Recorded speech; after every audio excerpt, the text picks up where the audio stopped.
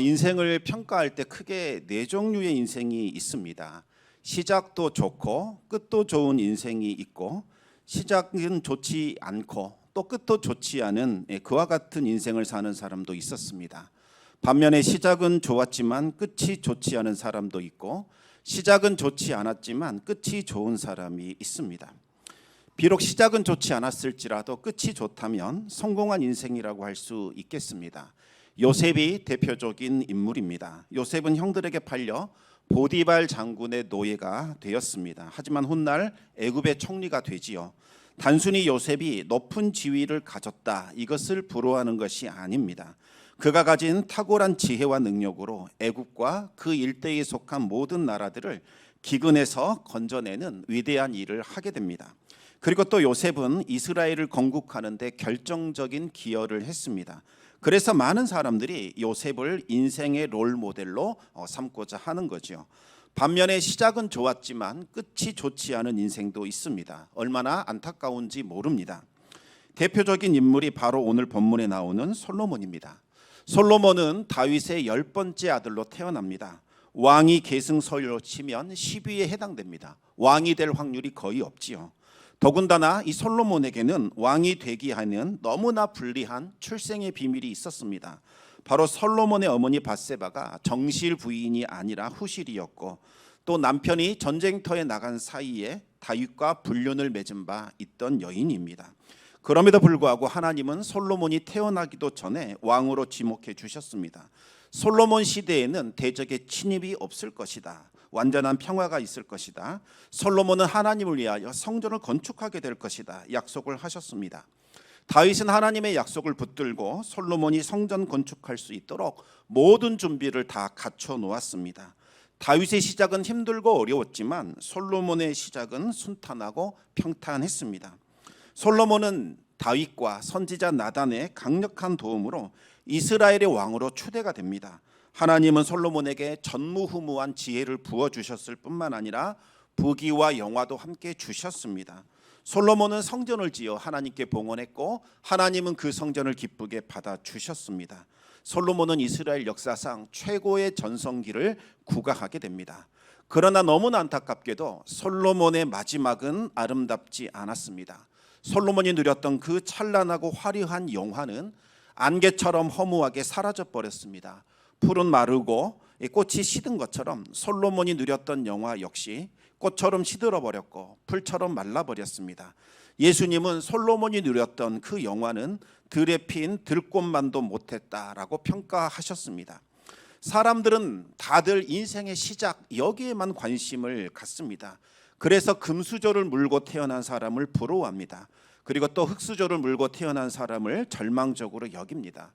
물론 시작도 중요하지만 끝이 더 중요합니다.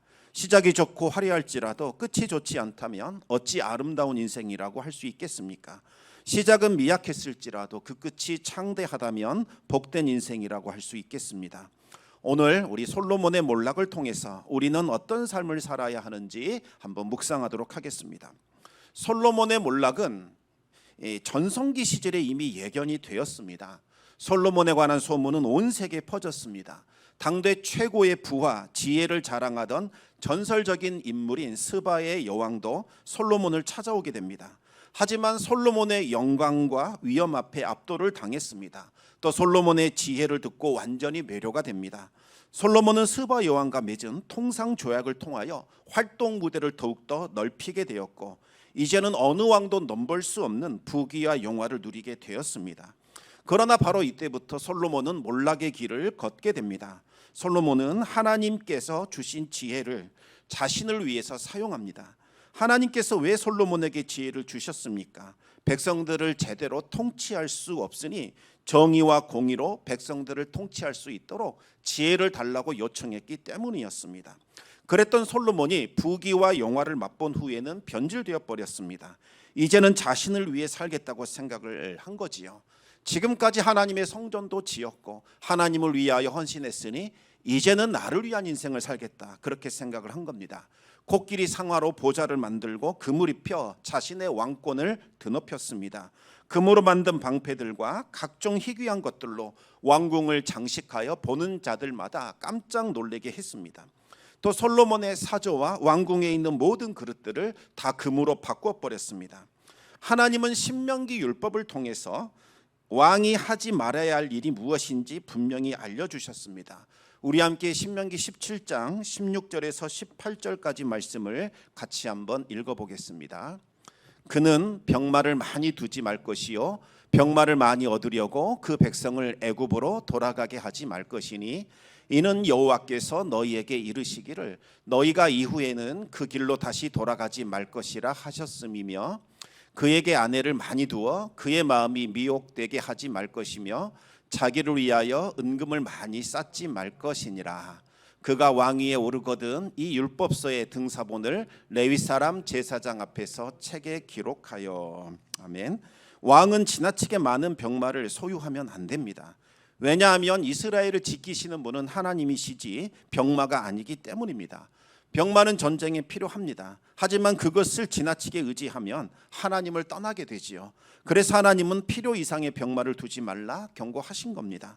하지만 솔로몬은 수많은 돈을 들여서 이집트에서 마병을 사들였습니다.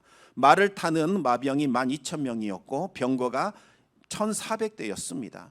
세속적인 관점에서 보면 솔로몬은 군사력을 증강시킨 것이었지만 영적으로 보면 하나님과 마병을 완전히 바꾸어 버린 어리석은 일을 저지른 거지요.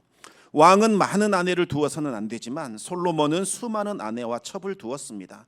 솔로몬의 첫 번째 아내는 이집트의 공주였는데 솔로몬이 언약궤가 있는 다윗궁에 거주하게 하지 않고 별궁을 따로 지어 그곳에 지내게 했습니다. 이것을 보면 아직까지는 하나님을 경외하는 마음이 있었습니다. 하지만 시간이 흐르면서 수많은 이방 여인들을 아내로 맞이하게 됩니다. 처음에는 향락을 즐길 목적이라기보다는 다른 나라와 정략 결혼을 통해서 나라를 굳건하게 지키고자 하는 노력이었을 겁니다. 하지만 수많은 아내를 두면서 솔로몬은 점점 쾌락과 향락에 젖어들게 되었습니다. 솔로몬은 모압, 암몬, 에돔, 시돈, 헷 여인 등을 사랑했는데 원문을 보시면 사랑한다는 단어가 달라붙다, 굳게 결합하다라는 뜻을 가진 다바크라는 단어를 사용하고 있습니다. 솔로몬이 이방 여인들과 쾌락을 즐기는데 몰두하고 집착했다는 것을 의미합니다. 솔로몬 자신도 향락에 젖어서 이제는 왕비 700명, 후궁 300명, 전부 1000명의 아내를 두게 됩니다. 하나님은 이방인 아내를 두지 말라 경고를 하셨습니다. 왜냐하면 그들이 마음을 돌이켜서 그들이 섬기는 신에게로 향하게 될 것이라고 염려하셨기 때문입니다. 솔로몬이 사랑했던 시돈 여인은 아스다롯이라는 여신을 섬겼습니다. 여러분이 아스다롯 여신 숭배가 어떤 것인지 아십니까? 이 여신 숭배가 끝나면 집단적인 음행이 이루어지게 됩니다. 솔로몬이 아스다롯을 섬겼다는 것 역시 솔로몬도 이방의 우상 숭배를 따라갔을 뿐만 아니라 집단적인 그 음행에 가담했다고 추측할 수 있겠습니다. 왕이 솔선수범했으니 백성들도 집단적으로 그 음행에 가담했을 겁니다. 또 솔로몬이 사랑한 암몬 여인은 밀곰과 몰락을 섬겼고 모압의 여인은 그모스를 섬겼습니다. 여러분, 이 밀곰과 몰락과 그모스의 우상 숭배가 무엇인지 아십니까? 모두 다 인신 제사를 드리는 아주 가증한 우상 숭배 행위입니다. 살아있는 아이들을 산채로 불태워 자신들에게 신에게 바치는 가증한 일들을 하는 그와 같은 제사들입니다. 하나님은 이런 행위를 역겨워하시면서 이들을 섬기는다는 죽이라고 명령하셨습니다. 그런데 솔로몬이 예루살렘 성전이 있는 그 맞은편 감람산에다가 이 가증한 신들을 위한 신당을 세운 겁니다. 어쩌면 솔로몬도 그 제사에 가담했을지도 모르겠습니다. 솔로몬이 이방인 아내들에게 빠져 향락에 젖어들게 되자 거룩한 땅 이스라엘에는 거룩함이 사라져버렸고 이제는 음란과 간음과 살인의 죄악이 판을 치게 되었습니다. 아스다롯 우상 숭배가 한번 끝나게 되면 수많은 아버지 없는 사생아들이 태어나게 됩니다. 이 시대, 고대 시대에는 아이들을 인격체로 존중해 주지 않았습니다. 필요 없다 생각이 되면 가차없이 길가에 내어 버렸습니다.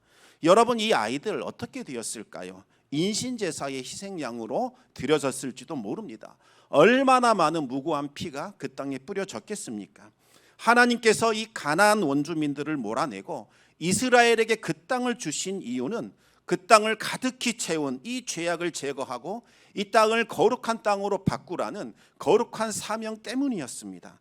이스라엘이 그 땅 가운데 하나님을 향하여 예배를 드리고 예배를 회복하게 되면 그 땅이 거룩한 땅으로 정화가 되고 거룩한 곳으로 바뀌게 됩니다. 그러면 땅이 살아나게 되고 회복이 되어서 그 땅은 젖과 꿀이 흐르는 복된 땅으로 변하게 되지요. 솔로몬이 예루살렘 성전을 건축하고 하나님을 향한 예배를 회복시키자 이와 같은 전무후무한 대부흥이 일어났던 겁니다. 그런데 지금은 정반대의 일이 일어나고 있습니다. 우상 숭배와 함께 음란한 문화들, 살인의 죄악이 그 땅에 들어오게 되었습니다. 그 거룩한 땅이 저주의 땅으로 바뀌기 시작을 합니다. 솔로몬은 이스라엘 백성들을 하나님의 공의와 하나님의 정의로 통치하라고 그 요청에서 받은 그 지혜, 이것을 죄악된 일들에 사용하기 시작을 했던 겁니다. 왜 솔로몬은 이렇게 변질되어 버렸을까요? 그 이유는 하나님이 그에게 명하신 일을 게을리했기 때문입니다. 하나님은 왕이 해야 할 일에 대해서 이렇게 말씀하셨습니다. 신명기 17장 18절 19절 말씀을 한번 우리 같이 읽어보겠습니다. 신명기 17장 18절입니다. 19절 20절 같이 읽겠습니다. 시작. 평생에 자기 옆에 두고 읽어 그의 하나님 여호와 경외하기를 배우며 이 율법의 모든 말과 이 규례를 지켜 행할 것이라. 그리하면 그의 마음이 그의 형제 위에 교만하지 아니하고 이 명령에서 떠나 좌로나 우로나 치우치지 아니하리니 이스라엘 중에서 그와 그의 자손이 왕위에 있는 날이 장구하리라. 아멘. 왕이 해야 할 일은 율법책을 일일이 손으로 기록하여 자신의 옆에 두는 겁니다. 그래서 주야로 그 말씀을 읽고 날마다 묵상하며 지켜 행하는 거지요. 율법의 모든 말과 규례를 지켜 행해야 합니다. 그래야 말씀에서 떠나지 않게 되고 교만한 마음을 다스릴 수 있게 됩니다. 하나님의 말씀은 강력한 힘이 있는데 우리가 하나님의 말씀을 지키면 그 말씀이 우리를 지켜줍니다. 그래서 시편 1편을 보시면 복 있는 사람이 어떤 사람인가? 말씀을 즐거워하며 주야로 그것을 묵상하는 사람, 그 사람이 복이 있는 사람이다, 이렇게 말씀하고 있습니다. 하지만 솔로몬은 이제 율법책을 멀리 했습니다. 재물과 마병과 이방 여인들을 가까이 하게 됩니다.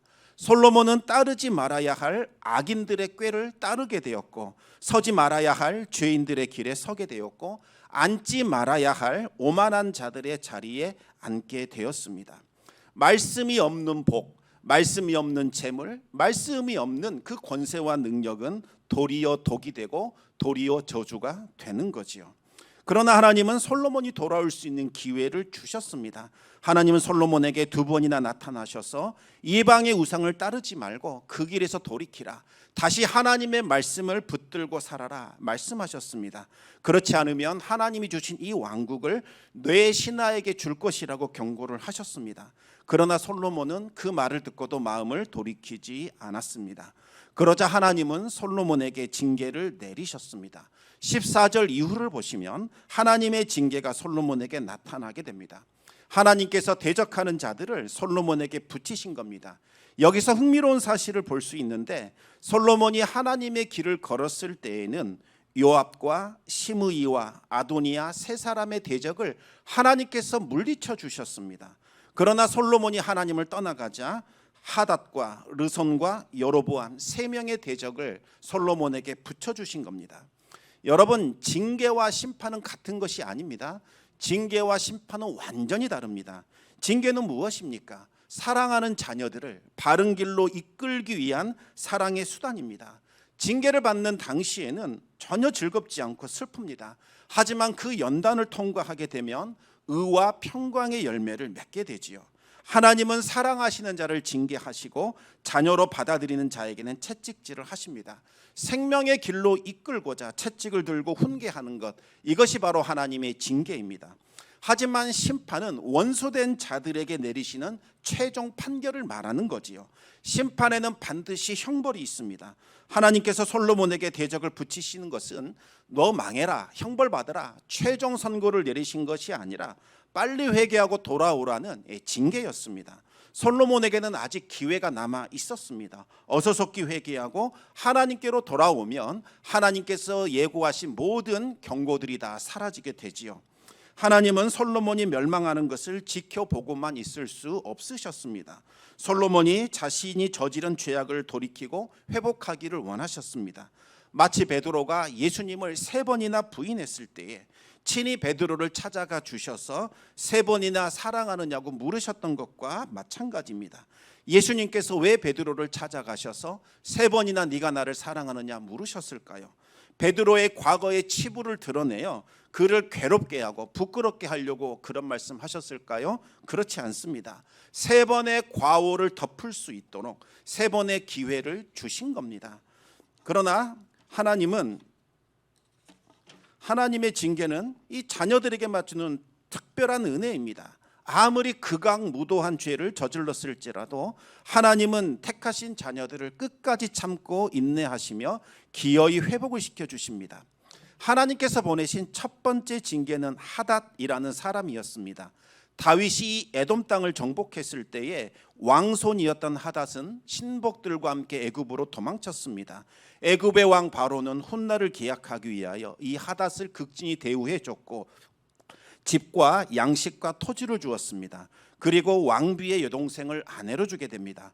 그러던 중 다윗이 죽었다라는 소식을 듣자 다시 에돔으로 돌아와서 30년간 세력을 키우며 복수의 칼을 갈고 있었습니다. 그런데 솔로몬이 타락한 때 그때를 기점으로 해서 이제 이스라엘을 괴롭히기 시작을 하는 거지요. 하나님께서 보내신 두 번째 징계는 르손이라는 사람이었습니다. 르손은 북쪽에 있는 소바 왕의 신복이었는데 다윗이 이 소바를 공격하자 왕을 버리고 도망친 인물입니다. 르손은 북쪽에 있는 다메섹을 근거지로 삼아 불량배들을 모아서 세력을 키웠습니다. 훗날 르손은 아람의 왕이 되어 솔로몬이 타락한 날부터 집요하게 이스라엘을 괴롭히기 시작합니다. 남쪽에서는 에돔의 하닷이 괴롭히기 시작하고 북쪽에서는 아람의 르손이 회초리가 되어서 솔로몬을 괴롭게 징계하고 있었던 겁니다. 솔로몬은 이 징계를 통해서 빨리 정신을 차리고 하나님께로 돌아와야만 했습니다. 하지만 솔로몬은 마음을 굽히지 않았고 하나님께로 돌이키지 않았습니다. 여러분, 이렇게 되면 일반적으로는 하나님께서 징계의 손을 거두시고 최후 심판을 내리기도 합니다. 민수기에 나오는 고라 일당을 한번 생각해 보시기 바랍니다. 고라가 누구였냐면 모세와 사촌지간이었습니다. 자신이 생각하기에 모세나 아론이나 비교해 볼 때 조금 더 부족함이 없었습니다. 자기 자신도 이스라엘을 충분히 이끌어갈 만한 그와 같은 신분이었고 그만한 자격이 있었지요. 그런데 계속해서 모세와 아론이 모든 것을 독점하는 것 같이 생각이 들자 자신을 따르는 250명의 추종자들을 거느리고 모세와 아론의 권위에 도전을 하게 됩니다. 너희만 거룩하느냐? 우리도 거룩하다. 자신도 하나님의 성전에 들어가서 향로에 불을 피우고 제사장 노릇을 하겠다고 선포해 버렸습니다. 하나님은 모세와 아론과 고라를 따르는 250명의 사람들에게 각각 향로를 들고서 성막 앞으로 나오라고 명령을 하셨습니다. 그리고 하나님의 영광이 나타나더니 모세와 아론에게 이야기를 합니다. 이스라엘 회중들을 빨리 고라 일당의 장막에서 떠나게 하라 명령을 하신 거죠.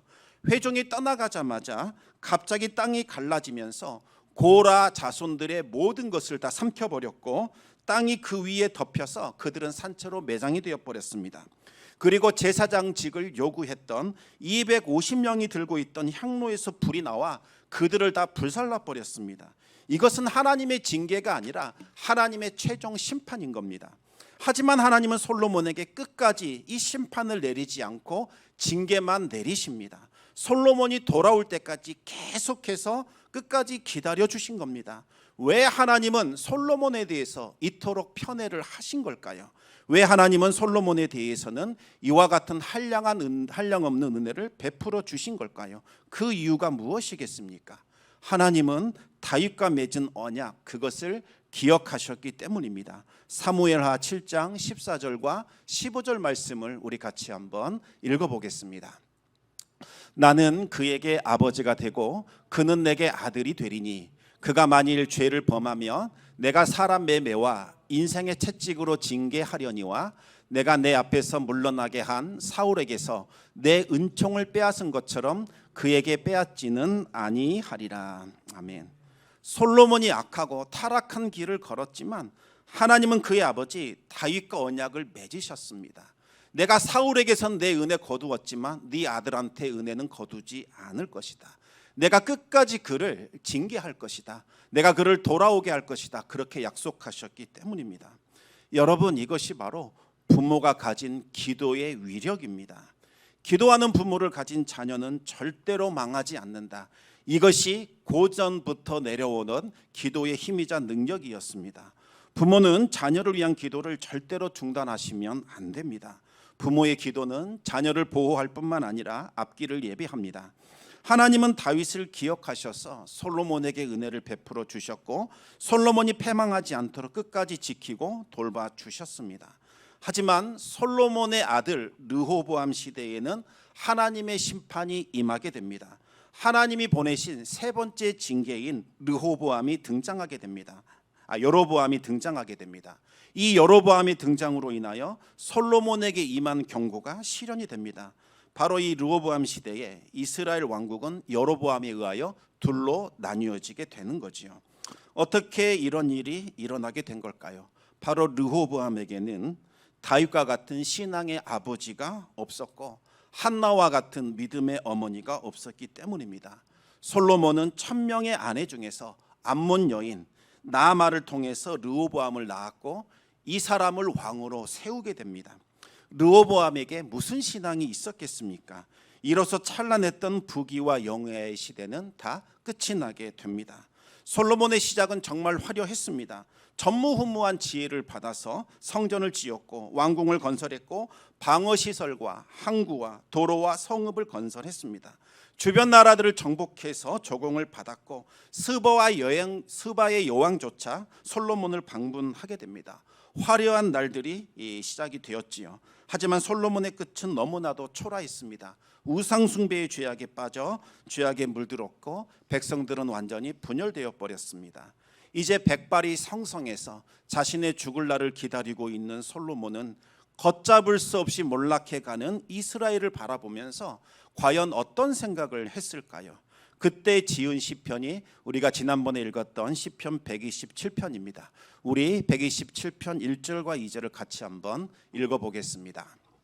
여호와께서 집을 세우지 아니하시면 세우는 자의 수고가 헛되며 여호와께서 성을 지키지 아니하시면 파수꾼의 깨어 있음이 헛되도다.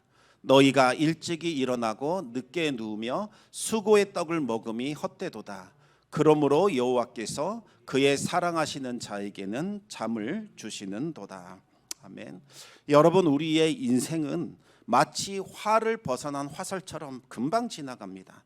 이토록 짧은 인생 헛되지 않게 하는 유일한 비결은 하나님과 동행하는 것, 그것 말고는 없습니다. 말씀을 붙들고 하나님과 동행하시기 바랍니다.